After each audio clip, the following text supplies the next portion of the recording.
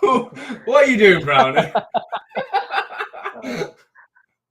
As you can probably tell, this is my normal location, and whilst I thought I could play our little fancy intro, it's not happened, so we'll just skip that. Hello and welcome along to the West Yorkshire Football Show. It's our Norwich 0, Leeds United 0 post-match, instant match reaction to the playoff first leg with myself, Stephen Brown, and also Jason Booker.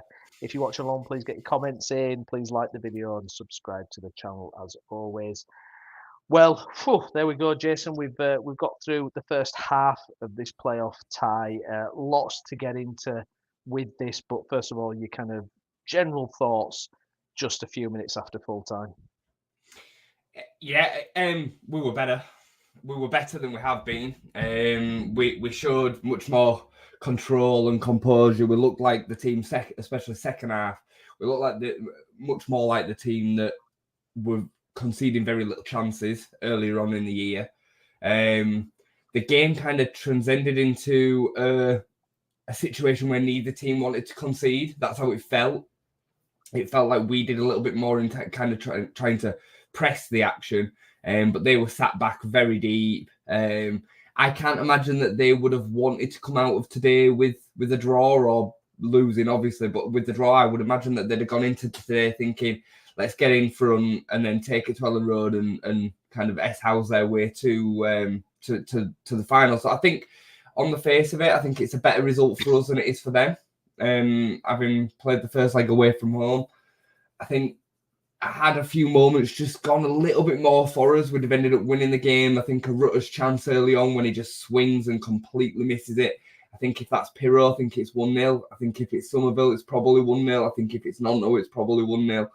And then we did have a couple of half moments in the second half where it just one extra pass or shooting a little bit early. Think of the Archie Gray chance that he had, and then it falls for Byram afterwards, and Byram swings the leg at it and misses. And yeah, just a few frustrating moments where they didn't just quite fall for us in the way that we'd have needed. But we were completely dominant in the second half from a perspective of we didn't concede any chances. They had a couple of half chances in the first half, but that side, really, we were fairly safe. The biggest problems that we had came through Meslier and what Meslier did or didn't do with the ball. I mean, honestly, he gave me kittens, especially in the first half. So yeah, overall, mate, I'm fairly happy with it. I'm going to be nervous and tense going into Thursday. I think Thursday now the fans are going to have a massive, massive part to play. If they're nervous and tense and over the top of the players in that first 20 minutes, it could be curtains. Honestly, I think the fans have got a huge, huge role to play in us getting us through Thursday. I think the galvanising them, if we can create a bit of that raucous atmosphere that we can do at Ellen Road, I think we can breeze through them. But I think if they create a nervousness, I do worry for Thursday, and that's why I thought it was so important that we got us kind of heads in front in this game. But given the level of performance, given the situation as it's been, I'm all right with the 0-0. Yeah, it's one of those results, isn't it, where it's not conclusive. I guess it was never going to be conclusive after the first leg, but I was absolutely begging for a winner at the end for Leeds. I felt on the balance, although we didn't create that many we didn't create any clear-cut chances, but it definitely felt like we could at times play through them. I felt it was more like a performance that we were used to earlier in the season. We just couldn't get that breakthrough, which is obviously, it is a concern. And it leaves it up in the air the time, because I think you're absolutely bang on. I think the atmosphere at Ellen Road is going to dictate a lot of how this second leg could go. I think if it's that kind of atmosphere that we know, we've seen many, many times at Ellen Road where it's tense and it's nervous and it just kind of spills over, it could cause us a lot of problems. Because I think one of the big differences for me is that Norwich didn't get that early goal when we were wobbling and looked shaky. Yeah. We managed to survive through that early not on quite an onslaught, but like you say about Meslier, it's just the nervousness that gives us in the team. It's absolutely shocking. Gruev as well. For me, he was very shaky today, especially in the first half. And just little things like that, and it just really, it really impacts us. Meslier didn't help him though, did he? I mean, Melly. I mean, the Gruev moment in the first half, and it was probably Norwich's best chance of the game. Meslier passes him it when he's got 3 players around him. I mean, what is Gruev meant to do? He couldn't even go back to Meslier without passing it back to him too quickly. So he was just left in a position where, well, I'm completely and utterly stuck. I thought Gruev grew into the game, and I thought second half, especially, him and Kamara were able to start spraying balls wide. I actually thought Kamara had his best game in a long while today. But he really controlled the tempo of the game. I thought he were putting his foot in. He were opening up spaces. We're linking Firpo and Somerville on one side. Then he was over on the other side linking Byram and Nonto. I thought he actually had a really good game today. I thought Ampadu was excellent, much more like what he's what's been come to expect of him this season. Defensively, I thought we were really solid. I don't think Rodon and Ampadu really put much of a foot wrong. Yeah, and I'm sure you're going to get into the start of the team, but the 3 in the midfield definitely allowed us to be far more structured and controlled. But the big weakness today, and I hate to call him out on it because he's been so exceptional this season, but Rutter was an absolute thorn in our side today. He was a real problem because he just kept on giving the ball back to Norwich, but not only giving it back, but in dangerous areas. And then when he did pick up the ball in space, he was just wasteful with it. He was just really wasteful with it. And, I was happy with the way that the selection went, but in hindsight, this is going to seem crazy, but in a 4-3-3, Piroe would have been better suited. He'd have been better suited. It would have been Browney. It would have been than Rutter up there on his own. So yeah, Farke can't win though, can it? I mean, I was looking through some of the social media stuff before the game, and people were like, "Oh, this is terrible. Who's playing up front? Why are we playing 3 in midfield?" And it's like, just forget it. Like, forget it. Football for you guys. Close the shop. Yeah. Well, I mean, for me, when let's deal with it. I mean, the big talking point pretty much was the formation change and bringing Gray and having this 3-man midfield. And I'll be honest with you, Jason, that immediately perked me up. I was really worried about this game. I just looked at these performances lately. I looked at how Farke has been. Thought he's not going to change anything. And it's going to be Piroe up front, and it's just going to be, what we've seen the last. What we've seen. But look, this is the impact a change can have. And for me, it was a subtle change, but a big change. Yeah. And for me, it did change it. I think you're absolutely bang on. I think this is probably going to be the first time I would say this for the entire season, because I think he's been brilliant for most of it, but. He has to drop Rutter. Rutter was absolutely shocking today. And let's be honest, we've not seen a good Rutter performance since his hernia op. And I think now is the time to get him out of the team, because I think when he upset as well, Rutter, when he got substituted, didn't he have a little bang on the I didn't see it. I didn't see it if he did. I'd kind of looked away from the TV. I looked back, and then it seemed like he'd punched a chair or something, and I think that would be frustration in his own performance, really, because I mean that breakaway second half where ball came to him and played an awful ball. About 5 minutes before he got took off, wasn't it? Yeah. And that's been his game really since the op. So for me, this change, it just needs that one thing, and that it probably, like you say, Piroe might have been absolutely fine in that role there. And I think, sorry to interrupt on that point. I wouldn't be against Rutter playing out on the right and Nonto playing centrally, because at least then when Rutter loses possession, he loses it on the byline, and it potentially goes out for a throw in, and we don't lose possession centrally where we're then just getting accounted on all the time. And Rutter can then cut inside and be a little bit more dangerous. I think when he's asked to play, and we've seen this at 10 as well, when he's played at 10, especially when he gets doubled up on, he just always does too much, but you can get away with that out wide a little bit more than you can centrally. And I won't be against Nonto. I thought Nonto had moments today where he played well, but I won't be against Nonto being dropped and Rutter playing on the right and then Piroe or whoever playing centrally, because I think Nonto,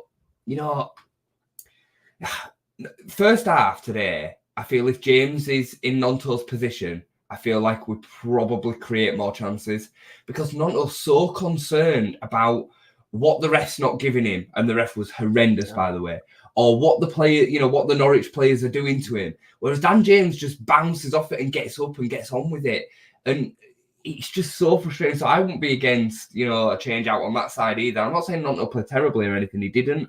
But he's frustrating. I mean, I spent 20 minutes before he got taken off worried that we were going to get sent off. The one where he puts the hand in the face of Sainz, that was a worry because you're already on a yellow card. You can't risk anything. It wasn't a yellow card, but the way that the referee performed, you wouldn't have been surprised if he'd have whipped out a second. So, and he just always feels like he's on the edge of that. Yeah, no, I agree. I think for me, Somerville, Monto, and Rutter have struggled, for this these last few games. I mean, I thought Somerville were frustrating today. The amount of times where it's over dribbling it and overplaying it, and I'm screaming at just release the ball, take a shot. There's just no end product at all. It was just, and it's bizarre because obviously it's fantastic goals and assists, and we know that, but this little period of time, it's like he can't make a right decision, and he's just losing the ball constantly, or it's dribbling it out himself out of play. It feels to me as if control over the game is more important than any sort of kind of instinctive moment of attack where we then potentially lose the ball. And the amount of times that Somerville had the opportunity one-on-one to drive to the byline or drive inside, and he walks it back to Kamara, or he walks it back to Firpo, or even worse, it goes all the way back to Ampadu. And it's like, that's fine sometimes, but every now and again, drive at your man. There were 2 or 3 moments in that second half where Somerville he had one man to beat, but he took the safe route, and I can only believe that is instructional. I think that or some kind of tiredness or something, because Maybe, I felt Anthony was really positive today. I thought Anthony had a positive impact on the game. I felt he looked more willing to drive, like you say, at his man. And I thought just when he came on, he just seemed far more kind of just fresher really than those three. Which obviously it's been a long game, and with a long season rather, and like we've said, a lot of these players have not played this many games. It was good to see Farke proactive as well. That's another thing that's been thrown at Farke in terms of subs, but he got Anthony on, he got Piroe on, and I thought that was good to see that he was willing to get those guys on rather than leave the status quo until the 80th odd minute, even though it was 0-0. We haven't seen that often, have we, Jason, when it's 0-0 that he's actually gone and made a change like that. So, kudos to Farke as well for a proactive substitution there.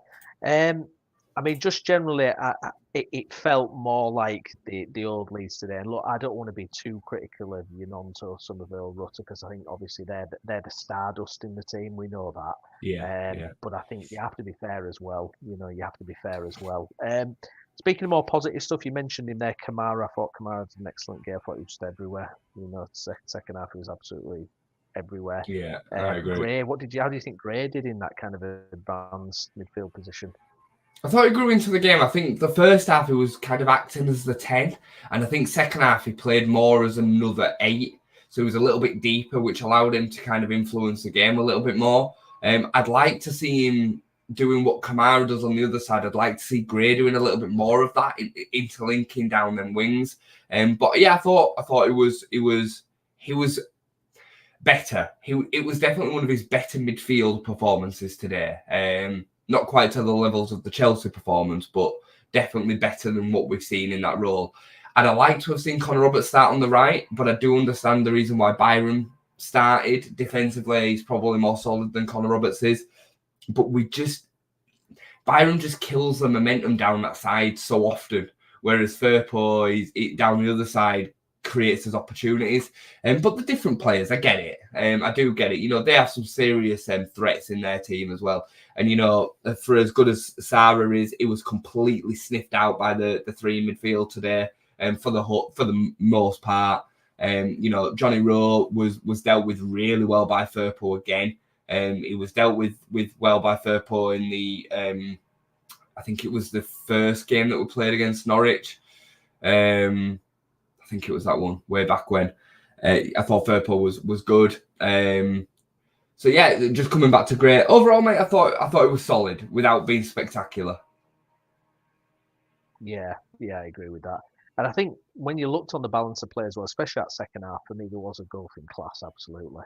I thought we absolutely controlled the game. I'm just concerned that we just don't seem to be creating that much at the moment. I mean, it's the amount of times we got in really good positions, but we just didn't shoot. Or I mean, there was really frustrating a couple of times where, and it looks really bad when you get like the linesman's point of view because nobody's making a front post run because Yeah. we don't have those type of players on the pitch. At that point Yeah. we had Rutter, had Nonto, we had just think someone makes a dart across when one of those balls come in from Firpo or whatever. You're probably looking at a goal there, but we just don't have that type of player there. We desperately miss a natural nine. We desperately miss a natural nine. And I mean, Josh Sargent gets so much grief. Certainly as a Premier League player, some of it's probably justified, but as a Championship level, number 9 is a real solid option. And you saw a couple of the runs and movements that he made today. If we had that, I think we'd create another 2 or 3 chances today and probably score one. It's hard to sometimes quantify good positions and good areas of possession because you can't physically see it and it won't even be put into a highlight. But there were so many moments today where if they'd have just made the right decision with one more pass, we'd have been in for a really good chance. That's how it felt all game. It was like there were a moment where Kamara broke through, and I think somebody were offside coming back onside, but it were a beautiful passage of play. The moment where Rutter were offside and Firpo ends up scoring. That were a great bit of football that we created there. The 2 chances that Archie Gray and Sam Byram have, especially the one that Archie Gray has, if he runs on and just hits that, it's a proper chance as opposed to a chance that we kind of remember, if you know what I mean. It's a proper chance. So, in games are played in their moments. I mean, Norwich had nothing. They had nothing. I think Norwich had 1 shot on target the whole game. Sargent should have done better with the header in the first half. That was it. So, if you're talking about like creating chances, neither side, it was a nervy game between 2 sides that have both not been in great form. I think the clean sheet's massive for us. It gives us something to build on. And if they can bring, another 10% on top of that to Thursday, I think we comfortably win the game. Because I think Norwich, they're all right going forward, but in passages of play defensively, especially in transition, they're really poor defensively. I mean, some of them tackles that they were wiping us out with in the second half were purely born out of the movement and whatnot. And the referee just couldn't handle the game. I mean, he had an absolute stinker today. For me, he had an absolute stinker. Yeah, it's absolutely atrocious refereeing. I mean, how many times have we seen this season? It's just game after game. I mean, you literally just have to kind of move on every time they make a decision because otherwise you're just getting embittered about it. It seems like every single game that we've got a referee of this standard. We've seen him a few times this season. Oh my goodness me! Honestly, it's just shocking, absolutely shocking. One thing that I wanted to chat about is a few points, and it's a shame I ain't got my computer up, otherwise I could make notes before I forget about what I actually want to discuss. If I miss anything, so do get round to it, Jess.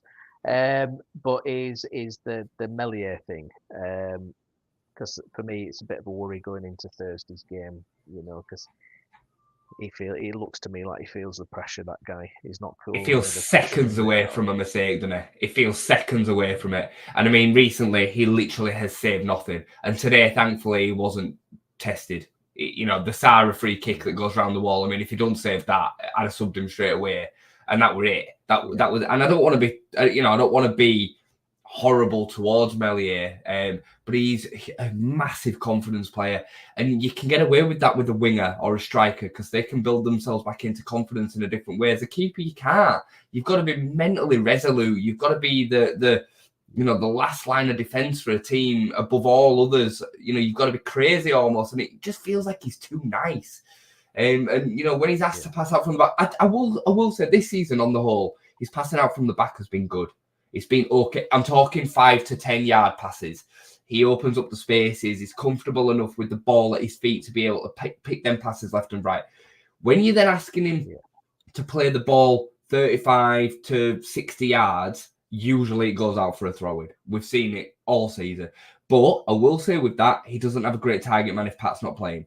he has no target. You know, you look to the right, you've got 5'5" Nottingham or Dan James. You look the other side, you've got Somerville. You know, Rutter's not great in the air. Piroe's not great in the air. He aims for Byron most of the time, who's the only decent outlet for a long ball. So I do, you know, have a certain amount of sympathy with him with that. But today's decision making with the ball at his feet was bad.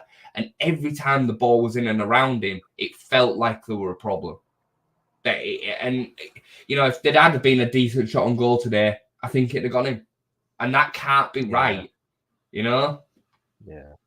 I mean, a couple of times, I mean, under no pressure, and he's passing the ball out for a throw-in. And a short pass, simple pass, and you just... There were two I mean, to road on, like, back-to-back, and frustrating, mate. Very, very frustrating. So, you know, I'd worry about, you know, that kind of mentality going into Thursday, because I think it's going to be one of them games where a mistake could you know, set the whole thing up.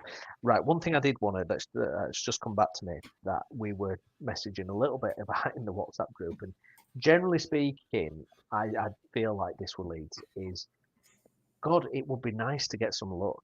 Like, we just get we don't get any lucky goals or anything. You know, when you look at something like Ipswich this year, how many lucky goals they've had, and we just don't get given a sniff by anyone. It's unbelievable. You know, everyone's watertight against Leeds. It's so frustrating. And also in the first half, particular, how many balls were like spinning to Norwich, and just it was wild. I was like, I couldn't believe it. Like 50-50s where, you know, generally speaking, you'll win half of those. You know, the ball spoons off somewhere, and every time we just seem to be losing out. It really felt like, oh my God, we're just in that phase of our season where everything is going against us. And I think this is why big praise to the players, big praise to Farker, because we've got through it today. We've not had one of those awful games. Because I predicted 2-0 to Norwich. I predicted 2-0 to Norwich because I just feel like everything is going against Leeds at the minute. And I feel like today we kind of got through some of that, and we started to look like more like us old selves a bit. Yeah, I think, look, in the WhatsApp group, we were getting a load of grief from the other boys saying that we were, you know, watching the game with Leeds tinted glasses on and all the rest of it. I'm not about trying to make the game about lucky moments or spins of balls and whatnot. But in that first half, especially, I would say from 20 minutes onwards, 20 minutes to 45 minutes, the Norwich player would make a mistake, the ball would spin off a block, and it'd spin perfectly to them, and it were every time. And it was like, can one of them just fall for us? Because then the moments, especially in tight games like playoffs, where it matters, you know, it just spins off, and then we hit them on the counter. And it happened, I would say, I don't know, 6 or 7 times in the space of a 20-minute spell. It was unbelievable. Honestly, I'd pull my hair out. Yeah. No, I agree with you, mate. I agree with you completely. And I thought, you know, especially in them moments of the game where the game was particularly tight, if one of them had just fallen the right way for us, it creates a chance that you know, wins you an away game at Norwich in the playoffs. That was my point. It weren't that we weren't getting the rub of the green or anything like that. I like whatever term you kind of want to put to it. It just felt like that every sort of 50-50 that could have fell for us didn't. And it felt also like the referee was giving an X foul to Norwich, but not giving the exact replica to us. And it felt like that for the whole 90 minutes, if I'm honest. It felt like that for the whole game. I've seen that referee several times this season, and every game he's been woeful in. It just had it felt like there were no consistency over the decisions. I mean, it's a stonewall foul on Nonto. Whether it's in or out, I'm happy to, you know, if he'd given a free kick, I'd have been like, fine, that makes sense. It was close either way, but it weren't a tough decision to call that a foul. But then minutes later, he gives a foul nowhere near severe against the Leeds player. So yeah, it just felt like that for the whole game to me. Even sometimes what I've noticed as well is with the assistant referees as well. Even they're just like, oh, it's a home team, just home team. It's all for the home team. I'm like, what is going on? Like, they just don't seem to make any correct decisions. What about the Rutter offside? Were you? I thought that's close. It was so close, wasn't it? I was The just like problem for him a little was bit more because it because was a beautiful bit of play as well, wasn't it? it was Unbelievable bit of play. lovely build up. The problem for him was it weren't it wasn't level. It wasn't like this where he was stood side by side with the defender, and then you can call it either on or off. He was stood like this. Yeah. So he was very clearly behind this defender, which then created the. It was probably an easier call for the linesman than it maybe looks on, like a still image. But yeah, great build up. But I mean, again, that's just Gio all over because he's not a striker. He's always offside. Yeah, I mean, and you compare it to the one, there was one Norwich had second half where the guy was yards offside and it didn't get called offside. Yeah, I know, and they created a semi decent chance out of it. I know, it were about 5 yards offside, wasn't it? I mean, that's bonkers, isn't it? That's absolutely bonkers when you get into that kind of level with it. Ridiculous, absolutely ridiculous. I think, is it half time in the other game? West Brom versus I've not been looking at all. Trying to pick up another 0-0. I've been trying to pick up some stats from today's game to kind of just have a little talk about, because it's funny how two people can see the game very, very differently. As somebody on social media that I kind of respect it, in response to Kamara having a good game, as saying slowing down the attack ? Giving the ball away ? And it's like you just don't get it, in my opinion. You're just not watching the game. You're not understanding the style and the tactics that we're trying to play with. And I mean, for me, he gave the ball away once, maybe, that I remember, from a direct pass. Like, what do you expect? A player to not give the ball away ever? I don't know. I don't know what some people expect. He was everywhere today. He covered every blade of grass. I mean, God, he's another one. If he could shoot, he'd be unbelievable. But I think that's massively harsh. Do you think then, going into Thursday, and obviously I know we're darting about a bit, but do you think he's going to stick with this 4-3-3 then? Interesting question. At home, don't know. Would you like him to stick with it? I'd like him to stick with it, and I would like him to swap Rutter out, and I would like him to swap Byram out. Go for Piroe, go for Joseph, go for Nonto up there and play James on the right. I'm okay with all of them calls.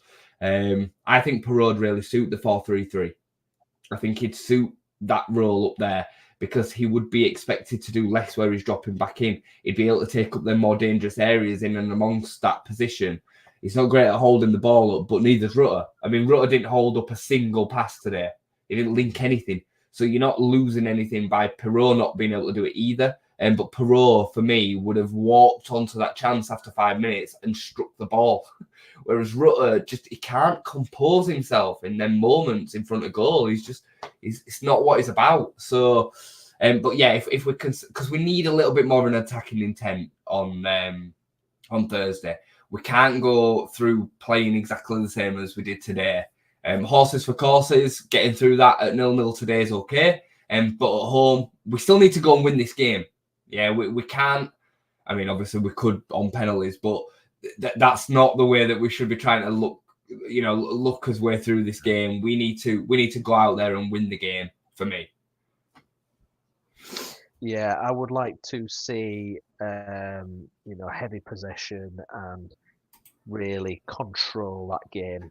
And let's not have any kind of basketball match or. Yeah, let's keep the concentration levels up. We don't want a Blackburn kind of situation again either, where they come and nick it. I mean, it's amazing, really. I mean, it's frustrating when I look today because at times we could slice through Norwich, and you think talent levels alone, we are superior to a lot of these teams, and it's a shame we couldn't get the automatics. But hopefully there's something clicking into it, and we've got to say, haven't we? Fair play for Farke for changing this. I mean, I didn't think he was gonna. I really didn't think he was gonna change it, Jason. But fair play to him. He's done it now. You could argue he should have done it 3 weeks ago, but at least he's got to this situation now. Do you think he just got to the situation where he's like, yes, okay, I have to change this because it's simply not working? I don't think he's tactically as inept as people try and make out he is.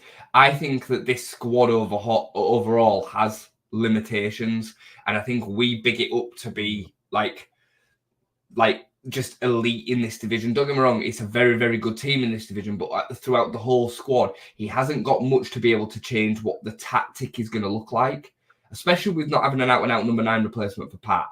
It limits us so much because you have to play through that striker in so many situations and formations. Sure, you can put an extra midfielder in there, but as you've seen today, we were less creative. So what do you want? Like today, we set up to stifle an opponent away from home in a playoff semi-final, and we played with 3 in midfield. But because we didn't have the out-and-out 10 in there, we weren't able to create as many chances. I'm not talking since the international break, but before that, there were weeks where we were creating chance after chance after chance. We weren't able to see that today. So it's a tricky one. I think he's shown today that he's prepared to play the occasion, which I think is good.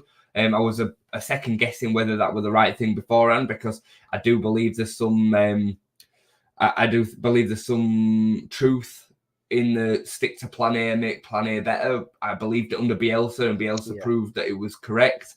And I think over the majority of the season, we've seen that that's the case as well. You know, we haven't changed from the 4-2-3-1 often, but the way that we go about it within the 4-2-3-1 has changed this season. So yeah, I fair play to Farke, fair play to him making the changes that he needed to, and I think he'll be happy coming out of the out of Carrow Road with it level, if I'm honest. Yeah, I think so. Like I said earlier, I predicted us to get beat today, so I think that's a positive, and I think he'll look at that second half particularly as a bit of a blueprint, or look, lads, this is what we can do. Hopefully that's restored a bit of confidence to these players as well, who I see them as playing within themselves a little bit, and I think the front 3 in particular are struggling. You know, I think they're really struggling. It's good to have Dan James back. Dan James, you know, every time he was there to push Nonto and push each other, that always worked. A great option. Jayden Anthony, I thought, looked super sharp for me. I thought he looked really good when he came on. I thought he had a different energy about him, and you know, this is what I was saying about Farke before. You've got a decent squad. I mean, how many other teams, JC Championship, would take Jayden Anthony on loan? Oh, he'd be starting week in, week out, wouldn't he? They absolutely would. You know, he really would. And he started off this season fantastic. All right, he's always been a sub, but he used to come on and bang goals in, and he'd make a difference. And then obviously, what's happened to him personally is obviously impacted him. But you know, you've got good players there. Trust them, use them. You know, and I think today it was good that he made the change to formation. He tried something else. He brought subs on proactively. So you know, it's what needed to happen really, and nobody can. I mean, if I've not had a chance to look through social media and what the reaction is to it. I mean, what's the general vibe there, and what are people saying from what you've seen? I think the overall feeling of the game is it was better. And it's good to get through the game with a clean sheet. I think some of the takes on, like I said, the midfield situation is a bit weird. Glenn Kamara particularly. But yeah, I think the overall feeling is semi-positive. As for James coming back in, I'd start James on Thursday, one way or another. I would start him. I really would. Yeah, I think we've seen him. For me, with the exception of Somerville, certainly in front of goal, I think James has been our most effective player this season going forward. I think he's been more consistently effective than Rutter or Nonto. You know, Nonto's got far more technical ability. He's got the ability to create them, you know, moments, certainly on the edge of the box when he cuts in, and that James just doesn't have. But in terms of what we, you know, kind of want week in, week out from a consistency point of view, I think James is second to Somerville in this team. And I think right now, I think he'd be a perfect to deploy on that right. And if that means playing Nonto central over Rutter, I would. And I hate being negative towards Rutter because I love him. You know, he's given us so much fun this season. He's probably he's probably the player that I'd enjoy watching the most out of this whole squad, including Somerville. He's so much fun to watch. But since the international break, I know you're talking now 8 or 9 performances. He's been miles off it. Absolutely miles off it. He's not even having them moments. I would say by the second half against Middlesbrough, I don't think he's played well at all for a half. So for me, James is key to Thursday. I think he'll play a massive part whether he starts or not. Yeah, I would like to see things back, and I agree with you about possibly bringing Roberts in for Byram. I think you get a little bit more with Roberts. Again, it depends. What's Conor Roberts' fitness looking like. James or Nonto, I'm kind of. I may be tempted to. I don't know. It's a real tricky one, actually. It's a real tricky one. I mean, they've always done better when they're both available. Actually, I mean, when James came back from the international break, he was well off it. You could tell. And it was unfortunate Nonto got injured because he was flying before the international break, and I don't think Nonto's come back on this run quite his usual self. I mean, there were a break where ball went over and Nonto had yards and yards to run into and then just overhit it, and it's like Nonto, a couple of months ago, Nonto wasn't doing that; he'd have buried that. So there's a couple of things like that. Rutter, it's gutting to even actually have to be critical of him, really, because like you say, he's given us so much fantastic viewing over the course of the season. But I'd be tempted to drop him out and get a Piroe or Joseph in. I mean, Piroe coming on today, he had a decent amount of time, half an hour or whatever, and I mean, it's hard to analyse with Piroe, isn't it? Because we don't really give him anything, do we? We're kind of trying to say you've got to kind of do the Bamford thing and harass defenders and kind of but it's not his game. But the other side, don't a chance of Piroe with his 4. You'll actually push him behind so he doesn't have to worry about that number 10 space. I would love to let's give him a few. I mean, even games where Piroe scored, that's probably 1 of 2 chances he's had in that game, or sometimes the only chances buried it. I would love us to feed. You're badly breaking up, mate. I don't know if you've dropped off of the Wi-Fi. Oh, sorry. Am I coming through now? Yeah, you're coming through most of the time. What I took from that is did you catch any of that? It was quite pro. Piroe. I caught most of it. I think the fans would agree with this as well. On the whole, I'd be interested to get everybody's kind of feeling on this that's watching. But for me, Piroe, he obviously flatters to deceive a lot of the time, but I think it's in comparison to what a striker needs to do in this system, and he's just not got them skill sets. That's not what he's about. He's a poacher finisher. I mean, I've said it all season. There's nobody that I would prefer to be in front of goal one-on-one than Piroe. I feel fairly confident that he will nearly always score. Bar the Coventry miss, I would say, earlier on this season. Most of the time when you put him in with them key chances, he takes them. He's a very, very good finisher on both feet as well. The Southampton goal, I know it takes a touch off the defender on the way in, but there ain't another player at the club that hits the ball like that with his weak foot, bear in mind. For me, he's a real player, but he needs to be played in the front too. And we don't play like that. It was a bad signing for the style, for the tactic that we play. We've said it. Both of us have said it all season. Other people have said it this season. So I just don't know what you do with him. I think whether we're in the Championship or the Premier League, I think there's a real conversation to be had as to whether he's right for next season. Because I just don't know how he fits. I don't know how he fits now. I don't know how he'll fit next season. Maybe he'll look better with another 10, with another out-and-out 10 that can find him in them little pockets, because Rutter doesn't really do that. Maybe Piroe looks better next season with the right 10. Browney was real, felt real passionately about Piroe apparently, because he's had enough. Yeah, sorry for the breakups today. Brownie is, I think, at a family kind of get together, so he's had to watch the game with other people, which both of us don't really like to do. And then he's just jumped on his phone. So, but yeah, get your comments in, guys. Let me know what you think about Piroe. I'll have a quick look through some of the comments now. Drawing away and we're a better team in the second half. I'd agree with that. I think we were much better team in the second half. I think overall we've got to be fairly happy with an improvement in the performance and the improvement in the performance, and the clean sheet I think is big for us going into Thursday night. Brownie looks like he's back. We need to swap sides, Brownie. There we go. I'll do it. Hello, can you hear me? Yeah, I can hear you, mate. Can hear you. Oh, you can hear me. Can you see me as well? Yeah, we can see you. We can see you. It's just a little bit delayed in your lips to noise ratio. Yes, my apologies, everyone watching along, but I'm at my mum and dad's house and I don't have my usual setup, so it's a little bit ramshackle today. So thank you for sticking with us. Yes, so Piroe, basically, my point with that was I would love to see us create some chances for this guy and see what he could do.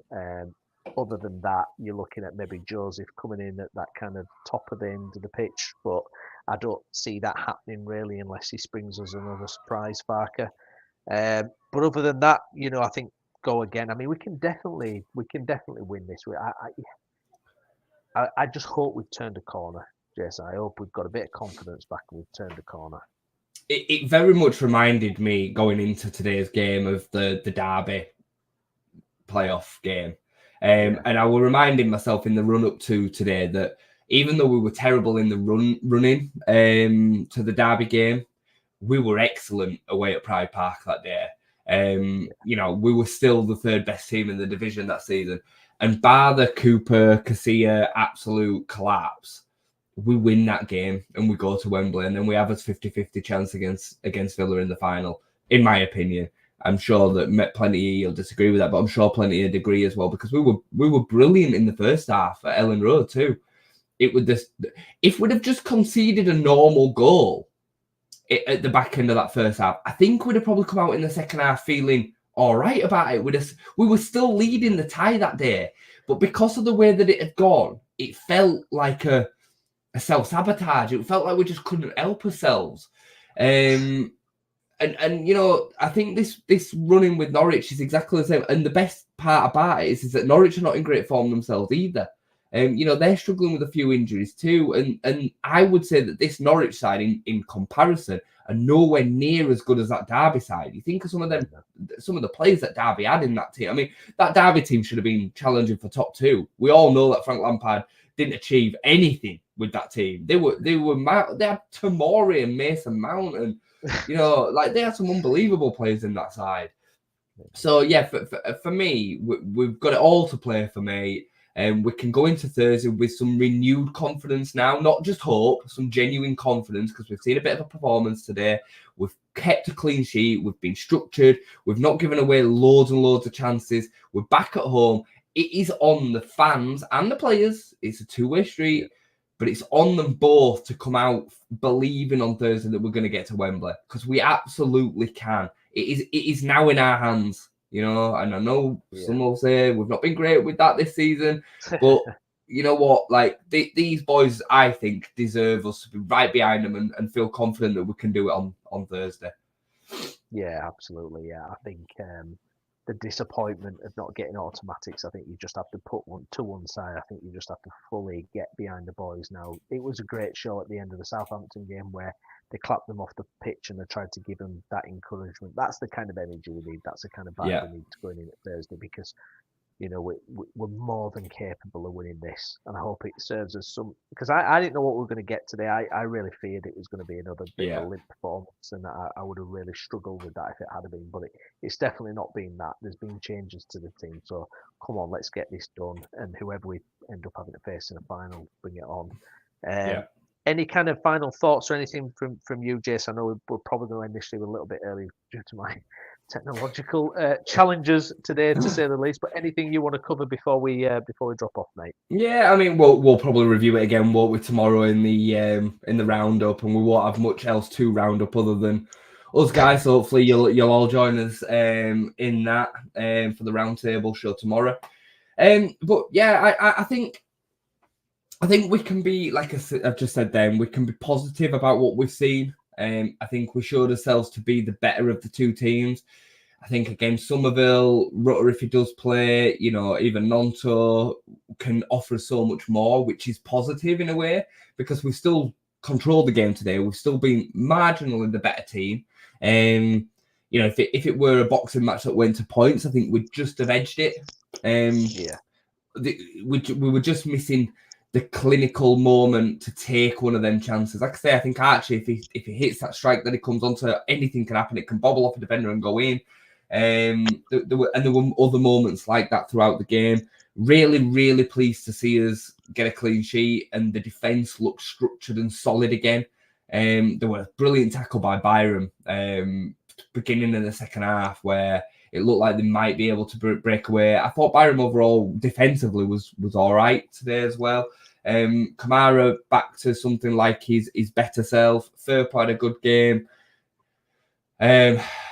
Aside from Melier, I find it hard to be too scathing of many others other than Rutter, who I thought could have been hooked at half time, and it could have not played at all and it wouldn't have made a difference. That's how it felt today, bless him. But yeah, renewed optimism, not just hope, going into Thursday that we can do what we need to do, get through that game, whether it's a stinker and we win 1-0 or whether we roll them over and beat them comfortably. I don't care. I don't think it matters. We just need to get over the line, and we definitely can do it now. We've put it massively in our hands. Like you said, you were expecting us to lose 2-0 today. I wouldn't have been shocked based on the performances that we've seen if that had ended up being the result today, and would have been going into Thursday with nothing but a glimmer of a hope at Ellen Road of turning it round. Whereas we've not. We've put ourselves firmly in the driving seat. So yeah, renewed optimism. Get behind the boys, and let's do it on Thursday. Exactly, matching on together and all that. Good stuff. All right, well, thank you everyone who's watched along and got your comments in. Apologies we've not been able to bring any or most of them up. It's just been a little bit difficult with the recording location today, but we'll be back to normal next time. But thank you, really appreciate you joining along. Please do subscribe to the channel if you're not subscribed already. The review could be full party or full grim on Thursday, so either way you're going to want to join. Exactly. It'll be a late night one, and it'll be bouncing off the walls, or it'll be grim. So yeah, although you'll be on your own or with someone else, Jess. Oh yeah, you're not here, are you? Ditching you, mate. I'm ditching you for Mickey Mouse. I know. Shocking. Unbelievable. Shocking. Well, I'll be here, guys. On my own, here, probably. Yeah. Good stuff. Hopefully it'll be good. Hopefully it'll be good news anyway. Fingers crossed. Brilliant. Well, thanks very much for watching. I've been Stephen Brown. With me has been Jason Booker. Jason, thank you, mate. Thank you, mate. And we'll catch you again next time. Thanks for watching.